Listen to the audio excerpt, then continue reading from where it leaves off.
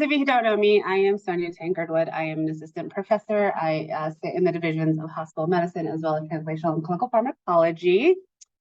And I am really excited to talk to you about transitioning from the role of mentee to mentor as a faculty member. And really, I know that there are fellows here. I really started my mentorship journey as a fellow. So hopefully this is also applicable for those of you who are in fellowship.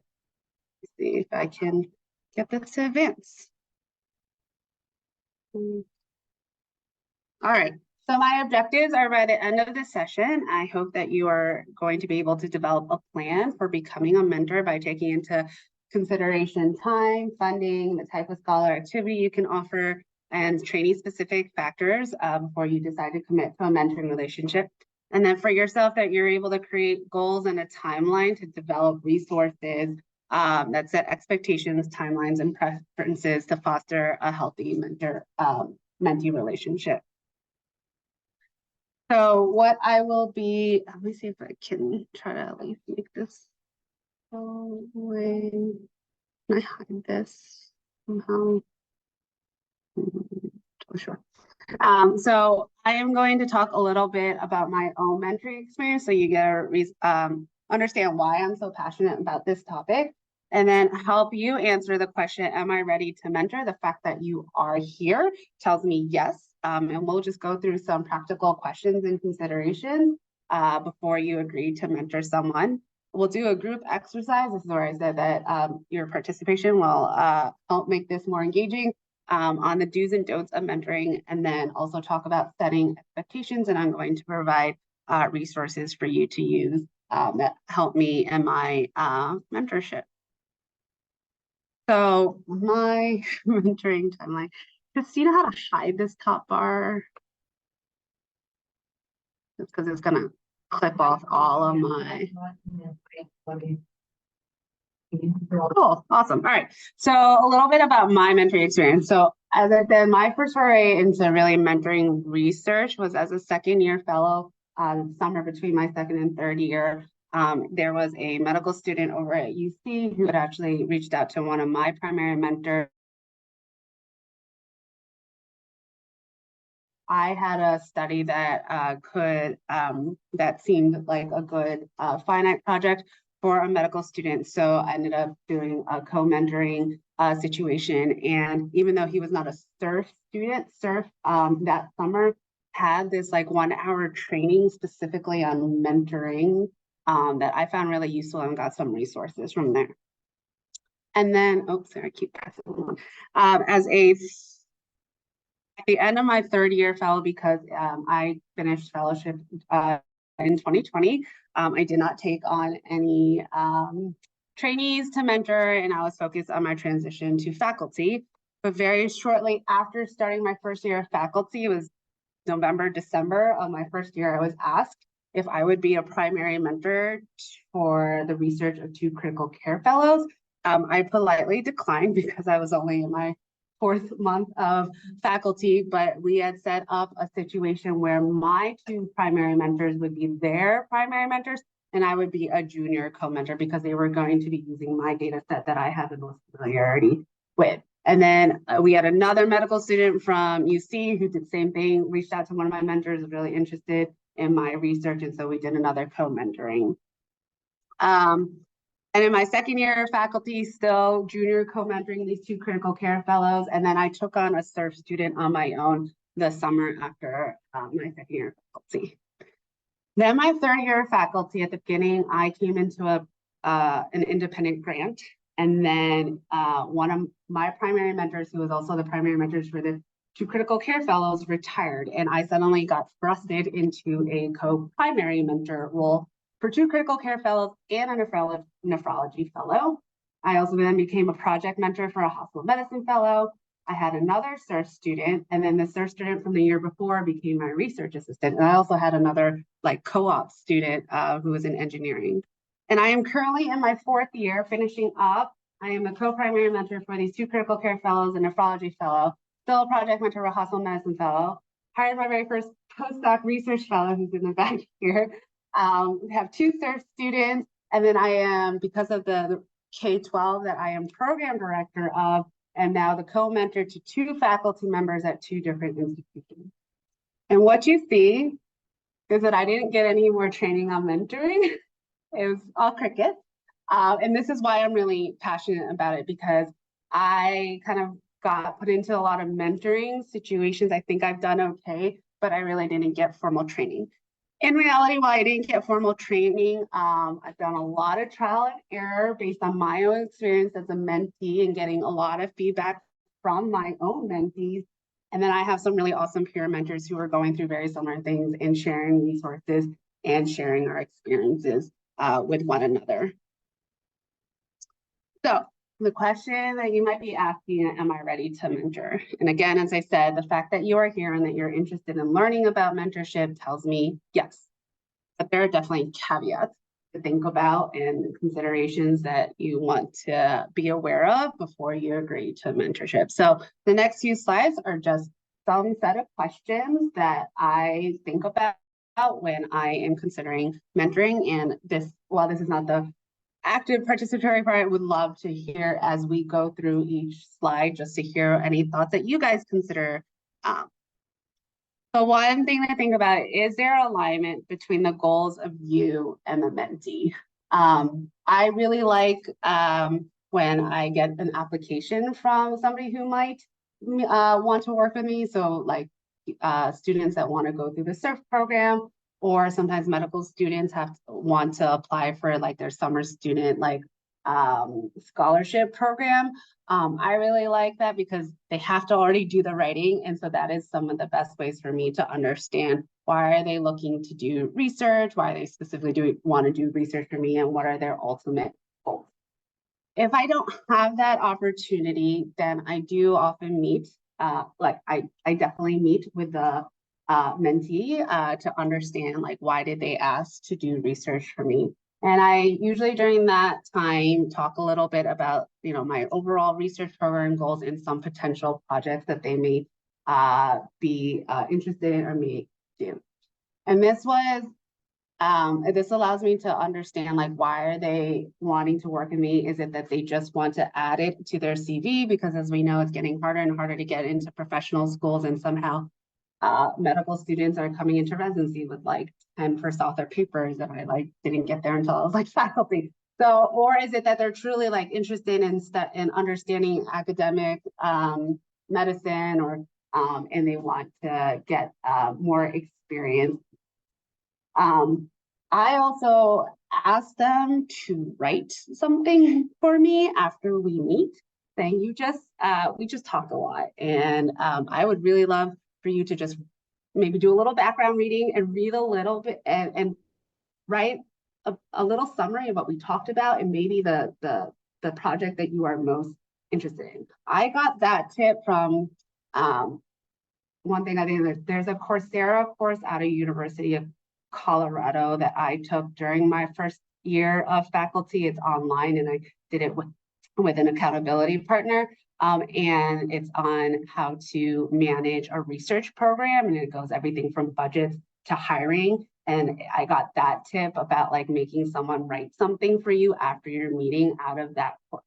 I think that one helped because if someone's not even willing to write me, like I give them like, oh, just write me something. If they can't even like get over that activation barrier, like that's already like, I don't want. Like if you can't do that for me, then I'm not going to invest further. And I had a co-op student who came to meet with me. I was like, go talk, figure out the credit piece of it.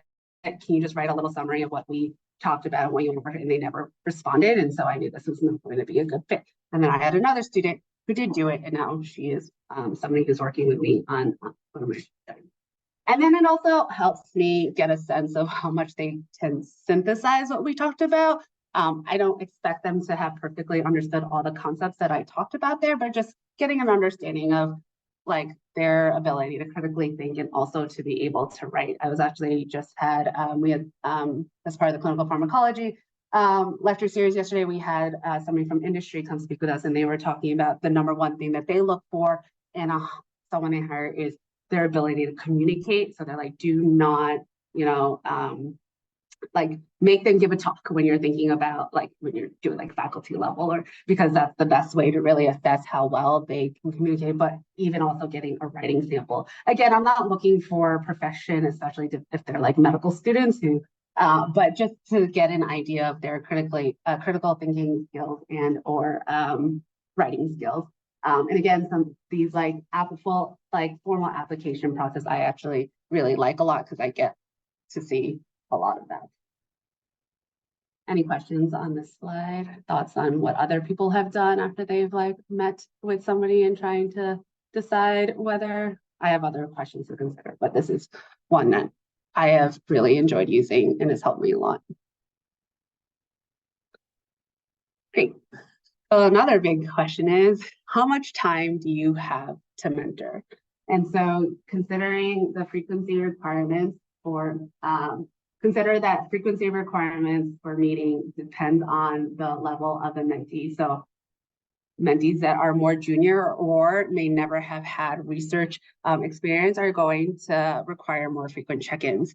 So undergraduate and medical students, for me, if I am just mentoring by myself and not co-mentoring, I generally have to meet 1 to 2 times a week because they are still learning very basic terms. I often forget when I learned what term, when did I learn about antibiotics, which is my field of expertise. And so being able to check in twice a week, and then I also have my door open so that they can drop in when they are they have questions. Fellows for me have kind of ranged depending on what their projects are. It's been for some fellows I meet weekly. For some fellows, I do bi-weekly. And then if I'm just working on a project, but I'm not really their primary mentor on their bigger like study, then I only meet monthly. So does this actually fit with your schedule? I will say, like I said, I have 2 SURF students on top of my 4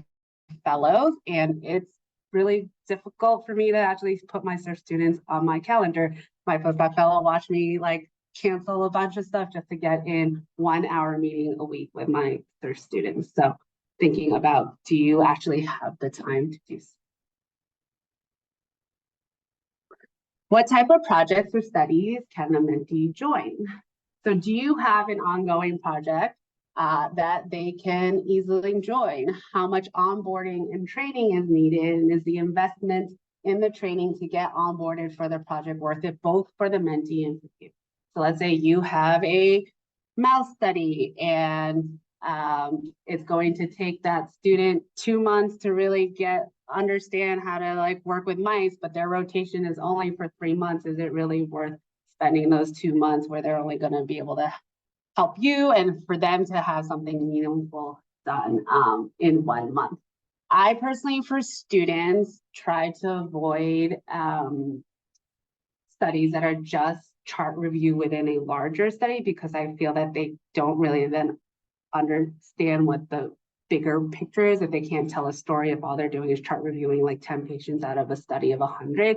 And a lot of students are part of some sort of program where they have to present something. So I think about a study that like is an offshoot of a current study. It's not a must have to do study, but it like is something that could be completed in 2 to 3 months, doesn't require a lot of onboarding and training, so that they have a full story to be able to tell. Because when they're off on their interviews for medical school and they'll ask like, oh, I see you did this study, it's really nice to be able to have them tell a story rather than saying like, I just chart reviewed for a larger study that I don't really know what happened in the end, or because it's still ongoing.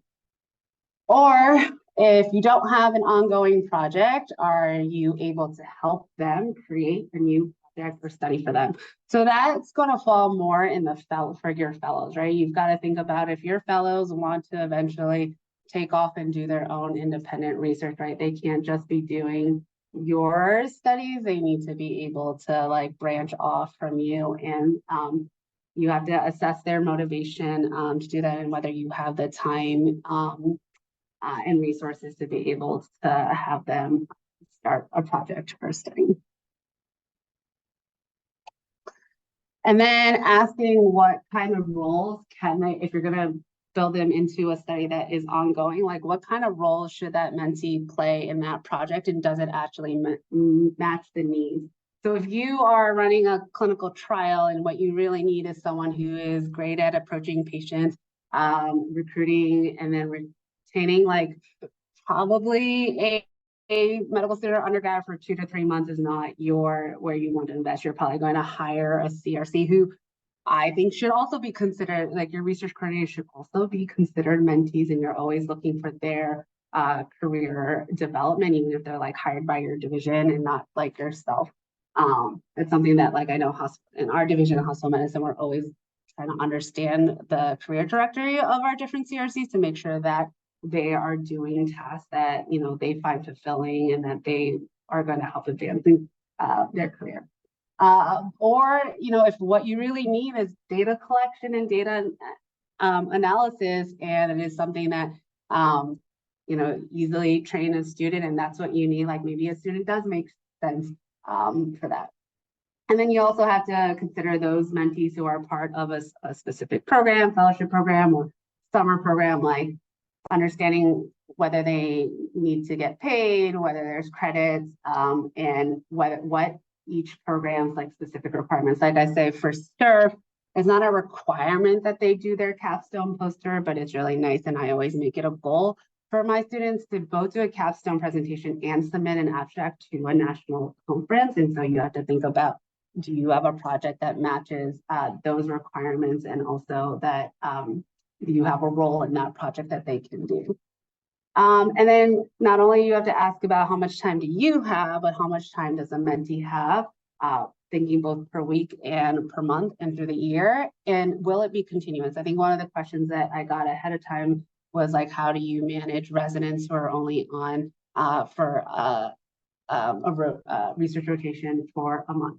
So if you need something to be continuous, you have to look at your research infrastructure and whether you have the support to continue. If it's like a prospective study or it's a basic science study, like do you have the resources to continue the study when that resident or fellow comes on and off rotation? So for example, myself, when I was a resident, I engaged co-led 2 prospective studies, and the division that I was working with had a CRC or a research nurse who helped with enrollment when I was on clinical service. And then when I got to my research months, I would also help with enrollment and then do my analysis. So that was being part of a division that has that kind of infrastructure where that study can keep going without me. And I know other people who go to basic science lab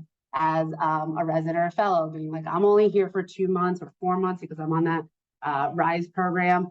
But there needs to be then a postdoc who's going to continue working on the study, or a research assistant, or be okay that you can put a pause in that study for 4 months and then they come back the next time they have time off.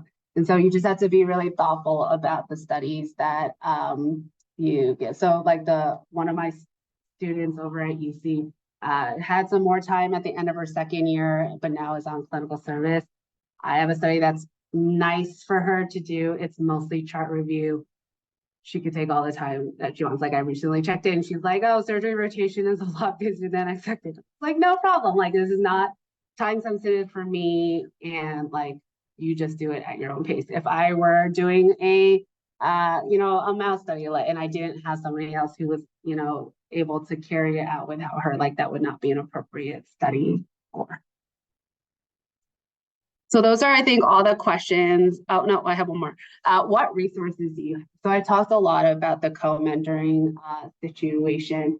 If there is someone that you are interested in mentoring, but maybe it would be your first time mentoring, thinking about finding one of your own senior mentors to do a co-mentoring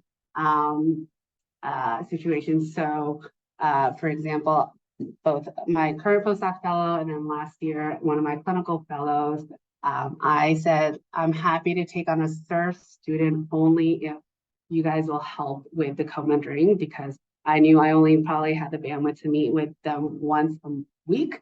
If they can also meet with them an additional 1 time a week, that gets to that 2 times a week, and also be the one that they come in, like ask like frequent question. And so it helped benefit me to have a co-mentor, but then it also starts giving them training as a mentor. And that was done for me when I both was a fellow and then, as you saw, a faculty. So either finding yourself as a junior mentor or the reverse is training somebody who will be a junior mentor. I will say that they have been successful, but just some learnings is setting expectations on the frequency of meetings, not only one-on-one with your student, like in each direction, so you and the student and your co-mentor and the student, but also in the trio. The reason I say that is that when you guys saw that I was a junior co-mentor for the two of the critical care fellows when I was early faculty, we kind of assumed each one was meeting, the other one was meeting with the fellows one-on-one, and then we realized neither of us were, and like a month or two would go by, and they were in their heavy clinical years. But it was like, oh, we never said, we just assumed the other mentor was meeting with them. And then we finally, like by the middle of our second year, we're like, oh, we need to set expectations on who's meeting who when. And then discuss transitioning from junior mentor to mentor early. This was, like I said, I was unexpected that I was going to get our level funding so early in my faculty career. And so we got a little, I would have now going back had some discussions as soon as I got that R about switching over to primary mentor and also having the conversations about switching over to senior author. We eventually had those conversations. They were really awkward for me. I think they were fine for the co-mentor, but like having those discussions, like when is it time for I becoming the primary mentor and the finances. And of course, other resources that you have to think about is like what funding do you have, right? So some for SURF students, and you have to have, I think it's $13 an hour. They work for 40 hours a week, so it's about $5,000 to $6,000 to even have that. Some of the medical students across the way, they can do it for credit. They have now our institution, which I really appreciate, because this was not true where I went to medical school.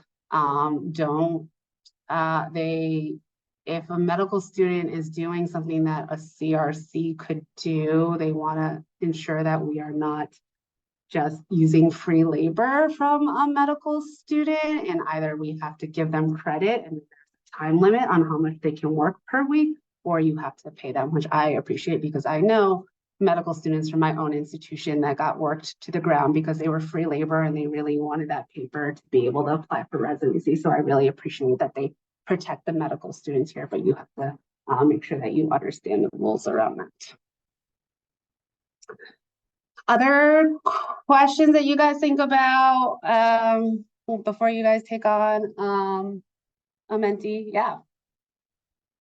You brought up authorship, and I thought that was a really interesting topic. Didn't know if we were going to talk about it more later. Not specifically. But mentees and their expectations around authorship, and how do you lay that out for them based on where you are that when you do, it's your work, and like you're happy to have, I'm happy to have you help, but this is mine. Yeah. Yeah.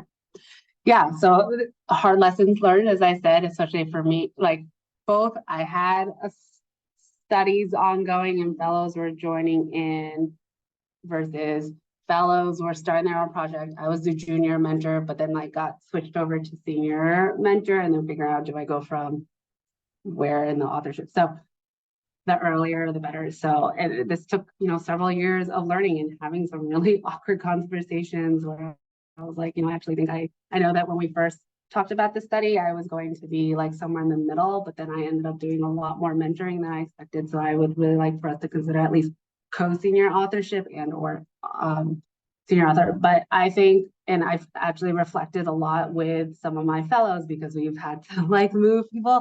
So I think as soon as you decide that you're going to take on the mentee or a new study, like laying out what you think based on what the expected roles of everybody,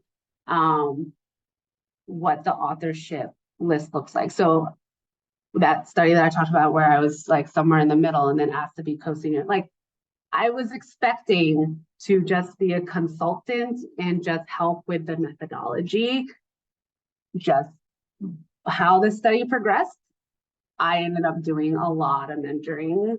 I really enjoyed it. And that's when, but then like I kind of delayed for a few months on like that discussion. So I think it's important to try to set it based on your expected roles of everybody as soon as you start the study, and then revisit, at major milestones of the thing. So like, okay, now we have finished enrolling patients. Does it still make sense that this is a role, or did somebody end up doing a lot more enrollment than we expected? Did someone, if there's a funding thing, did somebody suddenly come into funding and help fund this that we did, and just kind of addressing it. And also like after you analyze the data. So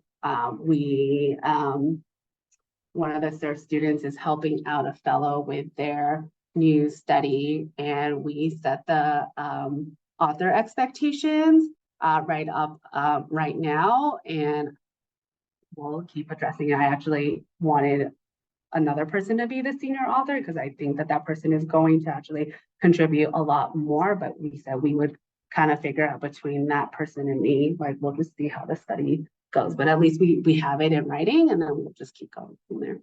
But having that discussion, I think people know to have that discussion early. I think what we forget is that maybe you have to revisit it at certain milestones. Yeah. Very nice presentation. Thank you for the tips, Tom. So I have a question along the same line of authorship. Maybe it's a unique situation, but maybe you run into this where they try to do studies for those studies, maybe not. But like I would have started review, and it takes some time. Yeah. So it's usually like a group of students on a go. Yeah. Some of them do really a nice job and yeah. it's a lot of time and effort, and some others aren't like they don't. Yeah. So how do you like? I think it's the best to decide like this opportunity in the beginning, but how do you handle those like long-term projects that they? Yeah, I have a lot of those where then people have also moved on to other institutions or different divisions. I then like that middle pack, I usually rank based on my perceived amount of time and effort that you have put in there. I would say, especially for some of my CRCs, like they don't need these publications for their advancement, and they're just happy to be on it. Sometimes I'm like, I honestly sometimes think that they're like, we don't even need to be on these papers. This is 5 years later. But that middle of the pack for me, it's like based on my perception of how many charts did you do and your engagement. And there are some people who have done a lot of charts, but then I had to go back and fix a lot of them. And so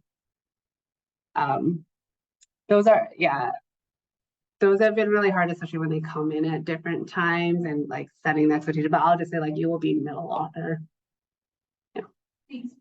And then I know some people just then do like after the first 2 authors and the last 2 is just alphabetical. That's another way to do it. Any other questions and considerations that you guys think about when you're considering mentoring someone? Yeah. Can you please comment on the difference on mentoring, like clinical fellows doing research and fully focused research people or people graduate students? Yeah, there's a reason that you haven't seen me mentor a grad student yet, because I am clinical and I do research. I look at everything from a clinical lens. I get really excited when the trainees want to know the clinical application. And so even though these like undergrads and medical students who know very little about medicine, they're so excited and want to like grab onto everything I say medical. That makes me very excited. I have had an experience with at least like doing a rotation with a grad student, and they're very interested in a methodology that like, I know it's not my passion. They were less interested in the clinical application. And for me, I find that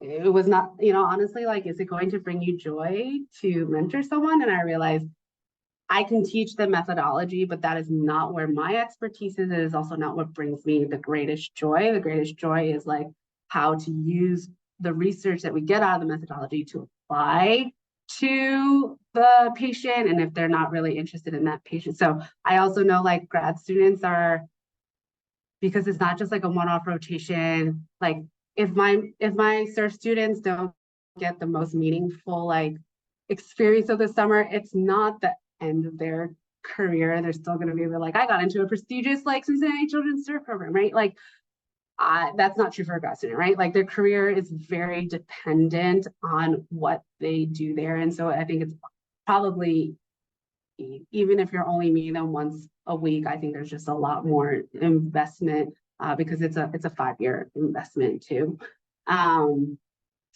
I will say like postdoc fellow, I remember when I started early faculty and I asked my career development committee about whether I should take on a postdoc fellow.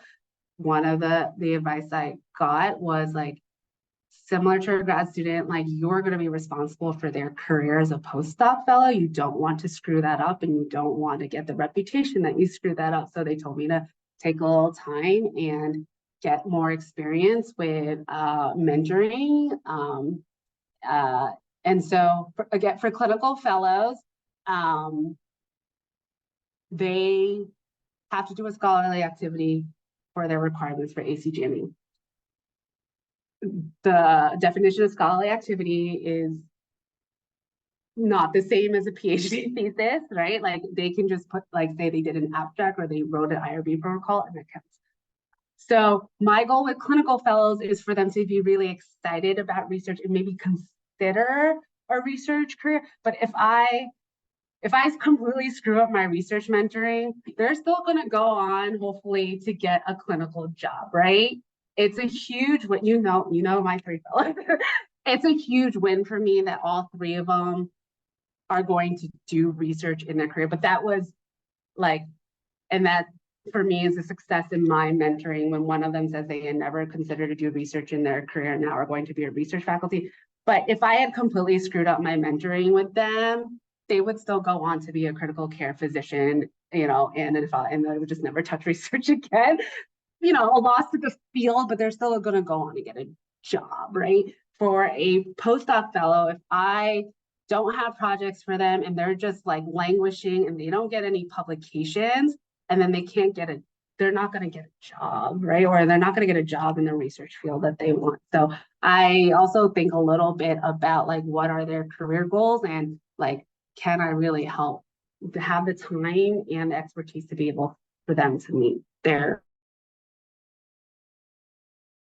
I know I recognize as a bias and I'm still trying to figure it out is I struggle a little bit when people tell me that their career goal is to go into industry because I know very little about industry. And again, industry, they affect patient care in a different way than I consider it. So I definitely, when I interview like postdoc fellows or other people and they tell me like their goal is industry, like I definitely have to really think about like, am I going to be the right mentor for that? I think I can be, but like, it's hard for me to like, I don't know how to apply for an industry job. So I'm definitely going to have to think about how do I like find another mentor who's going to help them get the skills to go into industry. But that is a bias that I have recognized in the past year myself and I'm going to try to overcome. But like right now, I know how to do academia. I know how to do academia as an MD, like I have a PhD, I know that. But like,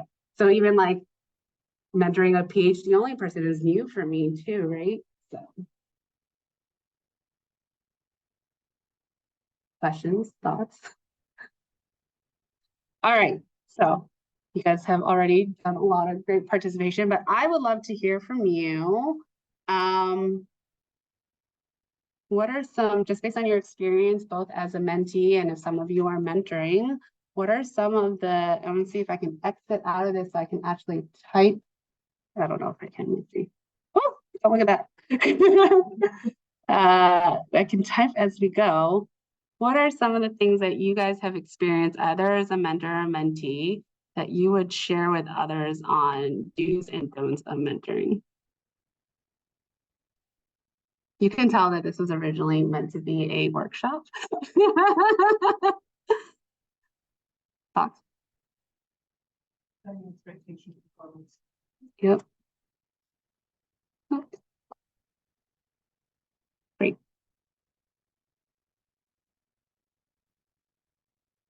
recognizing when the mentee is unclear about next steps.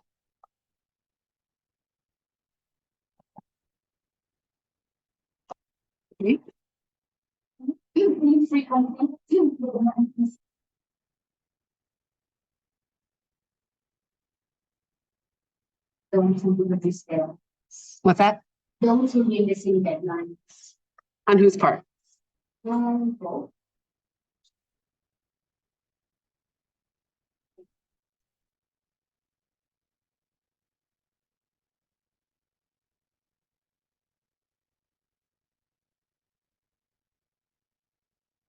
Reviews and shows open mind communication.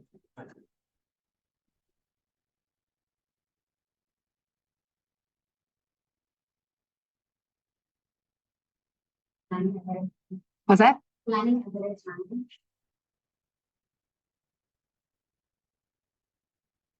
I think reduce just making sure there's good work-life balance, that they're not expected to work in the evenings, all the weekends, like, I get if there's a deadline comes, but. That.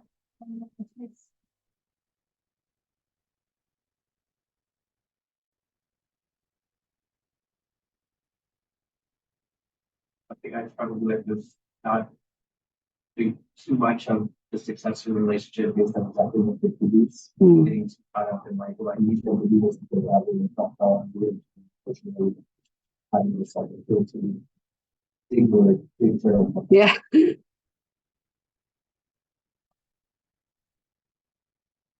Oh, sorry.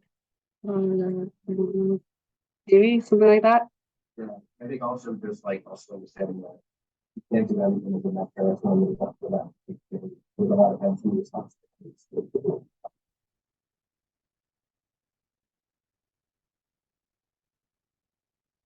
Don't do the work for the mentee just to say hi.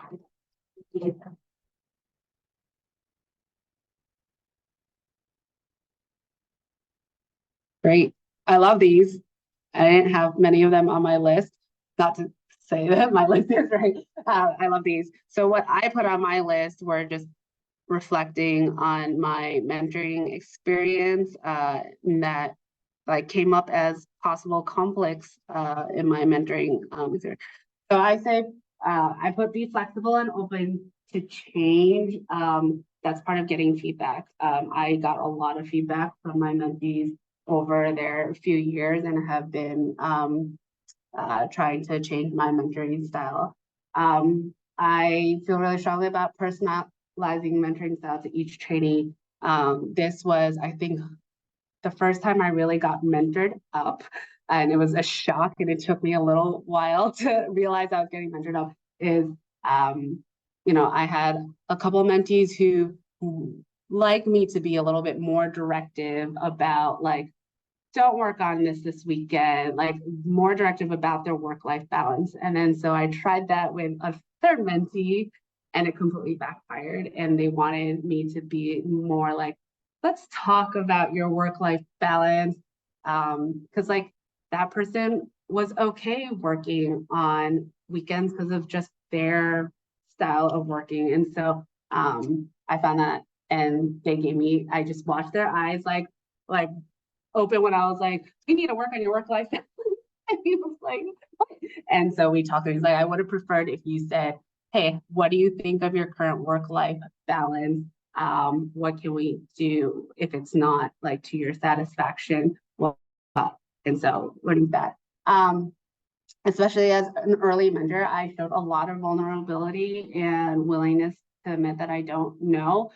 It was very helpful this past year. I took the Flip Leadership program, where one of the books that you read is Dare to Lead by Brene Brown. It was all about vulnerability, and I think it was very helpful for me to be very open to my mentees that like, I don't know, but we're going to figure it out and learn.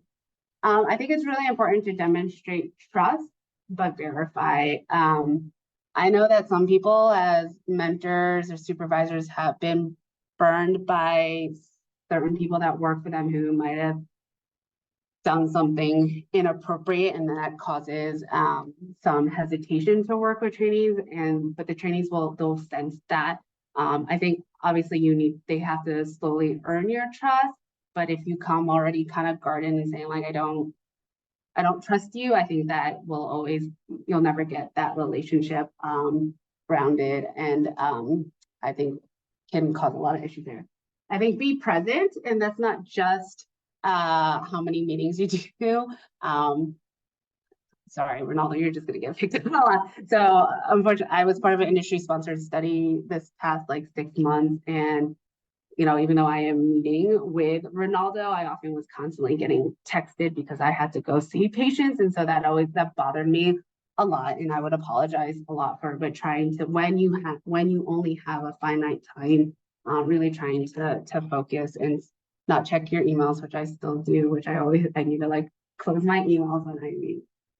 I always tell myself that like they are entrusting a part of their career to you, whether it is a really large part of their career as a postdoc fellow, as a grad student, where like their next step is highly dependent on their productivity there, or it's somebody who's doing a rotation, and like if they get something a scholarly product that they put in CV is great, but they're just learning about medicine and research. Like I always remind myself, like I should feel really privileged that somebody is giving me their time. And I think that drives a lot of my mentoring style. And I have a lot of fun mentoring. And like I said, sometimes if you don't think that mentoring that person is going to bring you joy for whatever reason, like trust your gut instinct, because I think you don't want to be in a relationship where you're already not that you're not enjoying. So I changed it to try not to's because I definitely failed at all of these, and I'm learning. And I think that as I keep growing as a mentor, it'll be a lot easier. Trying to make mini me's. Like I said, I know how to mentor a clinical person to become research faculty because I just say like, do what I do. And this was hard when one of my clinical fellows said, I don't want to go down the K route. I don't really think I want to, like, I really love research and I really appreciate it, but I don't think that's going to be the majority of my career. And that was really hard. And like, I kept trying to convince that. And I was like, you know what? No, I am glad that you're still going to do research after this. And I'm going to support you as best I can to find the right career. I'm going to have to lean on your other mentors if you're going down like this path, because I don't know a lot about that. Trying not to avoid addressing conflict. I am a highly conflict avoidant person, and sometimes I probably let some conflicts go a little bit longer than planned. As I said, taking the flip course was really, really helpful because literally we had a class on conflict management and I had to address I had a meeting to address the conflict that week, and it was very, very helpful. Trying not to show affinity bias. The word that you guys know is favoritism. And when I talked about this in my leadership class, Jamila Hackworth was very kind and said, oh, you mean affinity bias, which sounds much nicer than favoritism. It is hard, right? Like we sometimes naturally are like jive better with people of certain personalities, interests and whatnot. But especially if you have trainees who are all kind of in the same like level, trying to be really thoughtful about that. And then this was really hard just coming straight out of faculty. As you guys heard, I was a junior co-mentor to a couple of fellows, which means we shared the same mentors. And so we would sometimes commiserate about our struggles with the same mentors. And then I suddenly became their primary mentor, right? And so that was really, really difficult. I would say these last two things were probably what I have had the most stress and distraught about over the last couple of years.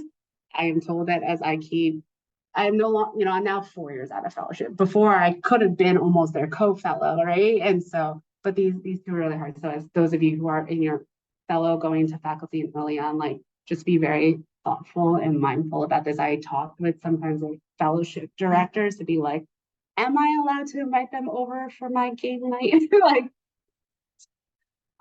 So any other thoughts?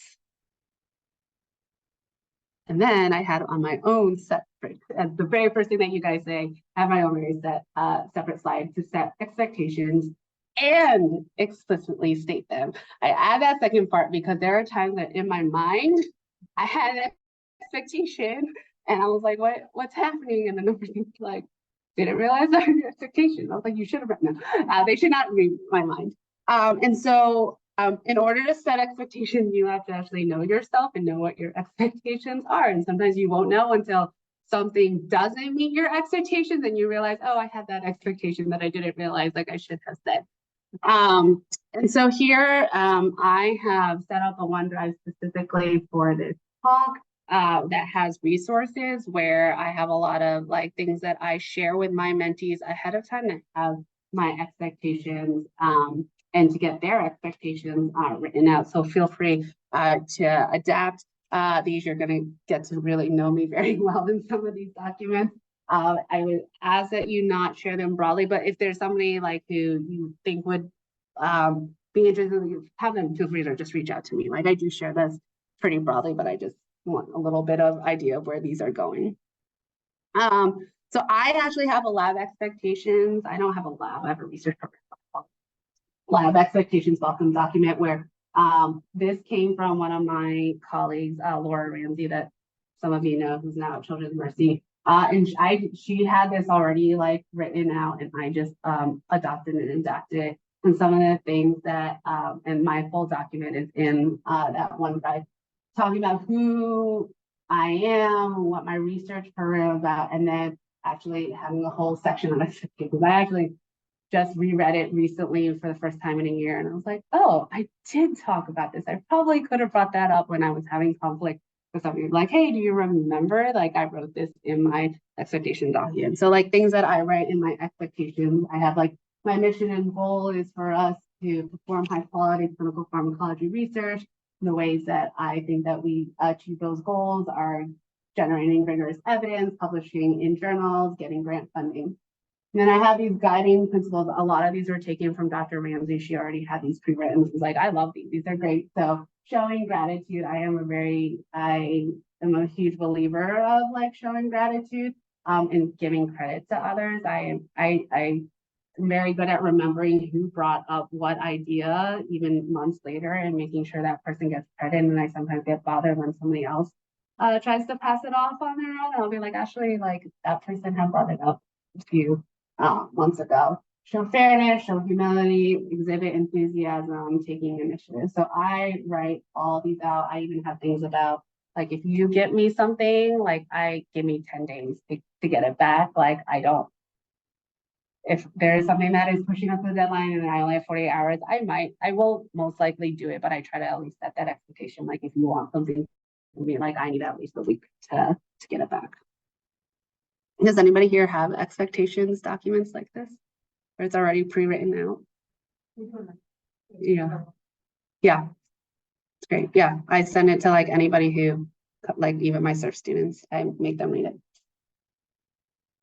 This is something that came out of our hospital medicine research group. Is actually our CRCs that started it and that we have all our faculty do. It's called a user manual. It's like, how do you best use me as a person? And so it's really, how do you work that? It's a 1-page document. It has a little bit of just like who I am and my family to just kind of like personalize things. And then we do the Myers-Briggs and we write that out and we talk, and I take some of the wording that comes out of the Myers-Briggs analysis and then I kind of adapt it to like how I think that applies to me. Like I am a huge feeler, like I tear up and cry all the time in good ways. Like you probably actually saw me get a little teary talking about my mentees because I think I feel so I just have such positive feelings about them. And so we put our Myers-Briggs and then we have one on tasks that I enjoy or excel at. Things that I struggle with, and I actually have my friends help me write that part because they were the ones who I think I was, yeah, they were very helpful in adding a lot of things that I like just didn't know which one. And then I say, this is how to work with me, what I need and appreciate. And I also have my friends help me to this because I think that they know me as well as I do. And so anything about like, I really appreciate frequent communication and setting bi-directional expectations. Like I said, I really like when people feel valued And that I do it through words of affirmation, and that always give credit to others when credit is due. And then I tell them I'm a night owl. So I've been very good about delaying emails to the next morning, but that also means like I won't be checking my email at 7 in the morning because I like to be late shifted. So I find that this one page thing really, they don't want to read their whole like lab they should read my whole lab expectations welcome, but this is really like getting down to the core of who I am and how I excel. This is something I developed last year, just based on some of my experience with my mentees, and I have usually the mentees that are going to work with me for like a while, not just like the short like rotations. Like, where do you actually want mentorship from? Like, obviously, like if you're here for a research project, like research is going to be quick, but that I have some people who are in my own clinical division. Do you want me to mentor you in this clinical? Do you want me to help with career development, professional job search, work-life integration? I mean, this came out of, as I said, like that kind of like awkward conversation where I thought that that person wanted me to help them with their work-life integration, and they were like, no, my work-life integration is fine. I like enjoy, like I'm okay sometimes working on a Saturday night. I even asked about email preferences, and then texting, and then how often they feel like we should be meeting, and not necessarily if I feel like we need to meet more, I will make that meet more. And then even social activities if they want to be involved in social activities. And then as of recently, I didn't do this with my first set of mentees. I make timelines when they first get here. I make it just all the little things that they need to do. So this is the one that I made for Ronaldo when he joined last summer. And I do this for my surf students, and like every time they come meet me, I look at the checklist and see where we're going. I don't often expect them to really follow. Like sometimes research just goes, off track, and sometimes it takes forever to get out of an IRB. But this is just helpful for me to see that they are working on things in a timely manner before I kind of like let them go and say, okay, now you're more in your independent phase. And then I'll be like, in July, I would like you to have chart reviewed all of this. And I'm not going to spell out like for them. I might, depending on the student, I might have to say patient 1 through 10 this week, 11, but usually if I feel that I can trust them and don't need to spell out on a weekly basis, and I'll just kind of let them go for the month. So like here's like rest of August, do some of this.